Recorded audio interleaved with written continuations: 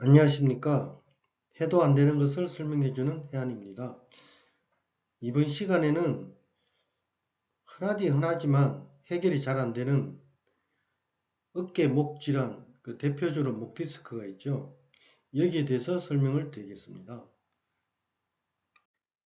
용어의 혼란을 피하기 위해서 어깨 관절하고 어깨를 따로 말씀드리겠습니다. 어깨라는 것은 이 부위를 말하는 거고, 어깨 관절은 말 그대로 어깨 관절만 이렇게 말하겠습니다. 이 목과 어깨 관절은 어찌 보면 쭉 나란히 있는데, 그래서 이 질환들은 서로 따로 놀지 않고 같이 손에 손을 잡고 움직이는 경우가 많습니다. 그래서 뭐 어깨 관절 대표 질환이 뭐 오십견, 이거하고 목 디스크, 이게 따로 있는 것이 아니라 목을 치료하려면 어깨도 치료할 줄 알아야 되고, 어깨를 치료하려면 목을 치료해야 되는 경우가 많습니다. 그래서 이런 목 질환, 어깨 질환들이 복잡하고 어려운 것입니다. 질환 중에 섬유 근육통이라는 질환이 있는데, 이게 다발하는 연령은 30에서 50대 여성, 시작 부위는 어디? 어깨, 목, 이렇게 설명을 해 놓았는데, 제가 만든 피로 단계표 보면 어깨가 뭉치고 뒷골이 당기기 시작한다. 그리고 어깨가 아프고 그 다음 위로는 머리, 아래로는 허리, 이렇게 한다고 설명해 놓았습니다. 이 섬유 근육통 아픈 거 보면 제가 만든 피로 2단계하고 비슷함을 알 수 있습니다. 어깨, 목 질환이 중요한 이유가 있는데, 이게 근골격학의 입구가 됩니다. 제 분류법으로는 근골격 입구가 두 군데요. 신수계열이 있고요. 비토계열이 있습니다. 양방은 뭐 근육을 뭐 문의근, 민문의근, 속근, 지근 뭐 이런 식으로 여러 가지로 나누는데, 저는 제 치료 관점에서 두 가지로 나눕니다. 하나가 신수고 하나가 비토계열인데요. 신수계열의 대표 주자가 무엇이냐면 목 디스크입니다. 비토계열의 그 대표 주자는 뭐냐? 테니스, 골프 엘보고요. 그래서 어깨 목 질환, 목 디스크 이거를 치료를 못하면은 맨날 자세 타령이나 하게 돼 있어요. 자세가 아닌 것도 많은데, 뭐 자세인 것도 있긴 있는데 아닌 것도 많거든요. 그게 대해서 눈을 감게 되죠. 치료를 못하면 그러니까 안 보이는 경우가 많습니다. 그래서 무슨 말이 있죠? 기술의 세계는 아는 만큼 보이는 거라고. 목뼈, 즉 경추 질환의 종류들을 살펴보면은 몇 가지가 있는데, 경추관에 여기서 이제 생기는 병이 뭐 경추관 협착증, 후정인대 골화증 뭐 해서 경추관이 주로 좁아지는 게 있고, 경추 디스크가 문제가 되는 경우는 우리 일반적으로 목 디스크가 있죠. 그리고 경추 바로 주변에 붙어 있는 사각근이나 근육이 있는데, 이게 유발하는 대표적인 질환이 흉곽출구 증후군입니다. 어깨와 목 질환, 목 질환 중에 대표적인 목 디스크죠. 이런 질환들을 치료하려면 난제가 큰 두 가지가 있는데요. 뭐 두 가지라는 것은 뭐 치료 과정이죠. 치료 과정을 뭐 당연히 우리가 생각해 보면 짧아 있고 뭉쳐 있고 이런 근육들을 풀어주는 게 우선입니다. 그래서 보통 이제 근이완 여기는 이제 치료의 전반전에 해당하죠. 근데 어깨와 목은 특징이 뭐냐면 재발이 엄청 빠르다는 겁니다.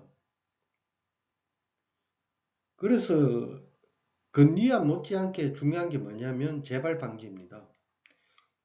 근위안하는 것도 사실 쉽지가 않고요. 재발 방지도 쉬운 것은 아니죠. 그래서 뭐 여기저기 치료한다는 거 보면 대부분 어디에 집중되어 있냐면은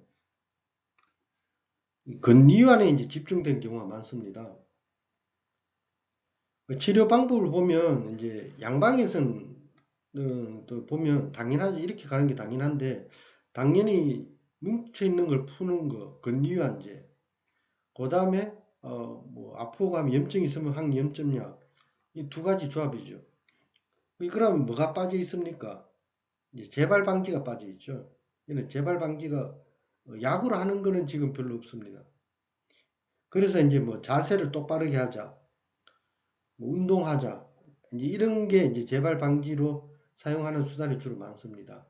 그 약물로는 재발 방지하는 수단이 약하다. 이제 이게 양방치료의 특징입니다. 그 한방도 보면 치료 원리로 보면 사실 뻔하죠. 그 근육을 이완시키고 그 이완된 상태로 유지하게끔 재발 방지를 해주는 거죠. 그 한방에서는 이제 이 근육이 뭉치는 걸 주로 이제 어떻게 크게 원인을 보냐면 뭐 외감이라고 있습니다. 이제 바깥에 찬바람 맞아서 목이 안 돌아가거나 이제 이런 게 있는데 이런 경우는 이제 가끔 있는 거고 주로 많은 것은 내인, 즉 내부의 원인. 주로 뭐가 많냐? 스트레스. 스트레스 받으면 뒷목 뻣뻣해진다. 뭐 뒤로 열이 올라온다. 뒷목이 아프다. 어깨가 뭉친다. 이런 분들이 많죠. 주로 이제 문제가 되는 것은 이거 스트레스로 인한 거. 이게 가장 큰 문제가 됩니다. 근데 스트레스가 아니고 또 이렇게 되는 경우가 있죠. 목, 어깨 쪽으로 열이 올라오는 경우인데 대표적인 게 갱년기입니다. 갱년기 때는 스트레스 안 받고도 어깨가 뭉치고 뒷목이 아프고 그럽니다. 그러다가 그목 디스크가 생기고 50대 되면 목 디스크도 많이 생기죠. 가만히 있는데 또 생기기도 합니다. 그게. 문제는 이 한방 근류환제 이런 것도 있거든요. 이게 책에도 보면 처방들이 여러 가지가 나와 있습니다. 근데 이거 책을 보면 제가 자주 사용하는 표현인데 틀린 건 아닌데 맞지는 않는 게 많습니다. 그, 이게 뭔 말이냐면 논리적으로 보면 맞는 것 같은데 약을 그대로 써보면 잘 안 되는 경우가 많습니다.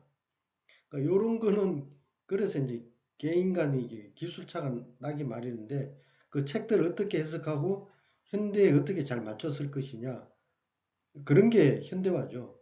뭐 현대화라고 뭐 거창한 거 아닙니다.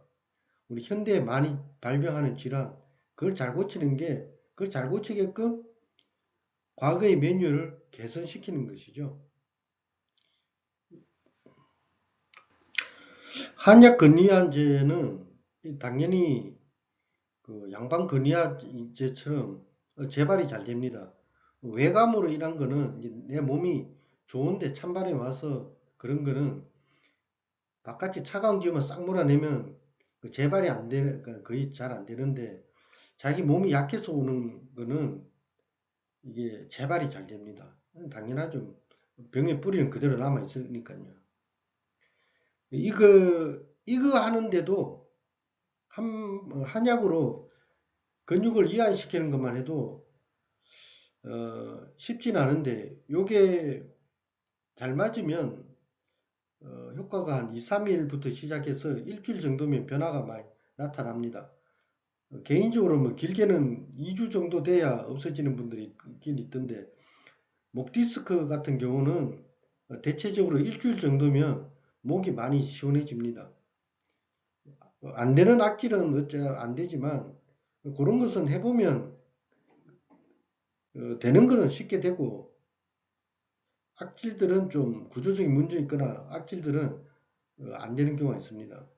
저는 이제 그런 경우는 이제 병원 가서 일단 검사부터 해보라고 합니다.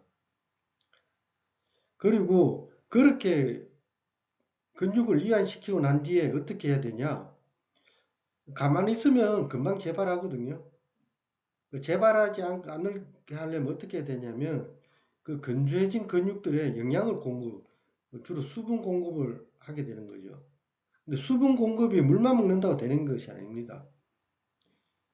그렇게 근육에 수분을 충분히 해줘야 되는데 그걸 한의학적으로 어떻게 표현하냐면 신수를 보호한다 그렇게 표현을 합니다. 아니면 진액을 보호한다 그렇게 얘기하는데 그 신수를 보여주는 이런 보약들을 사용해서 그 마무리를 하게 됩니다.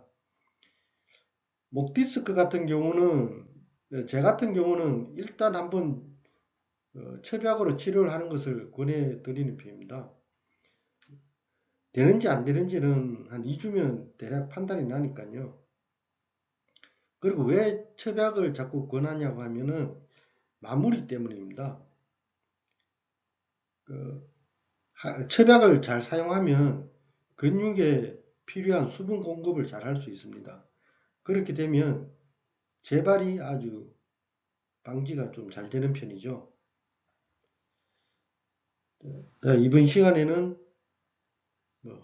흔하디 흔한 근어깨 질환에 대해서 목 디스크 위주로 제가 설명을 드렸습니다. 예, 다음에 뵙죠. 안녕히 계세요.